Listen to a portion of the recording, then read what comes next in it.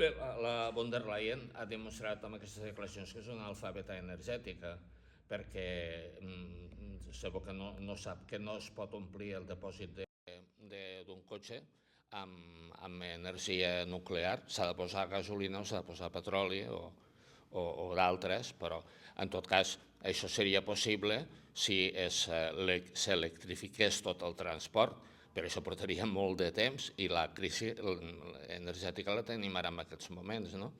Per tant, no li veig massa sentit,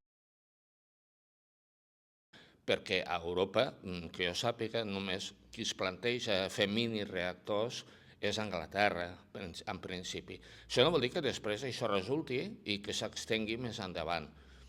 A l'estat espanyol ja ho dubto, perquè els líders amb energies renovables són precisament Endesa i Iberdrola a nivell de l'Estat. I si han fet una gran inversió precisament en renovables, jo crec que el que faran és exprimir al màxim les centrals nuclears actuals, però no optaran per una altra gran inversió amb un altre tipus d'energia, perquè ja han invertit prou amb la que tenien. Aquesta és la meva opinió, clar.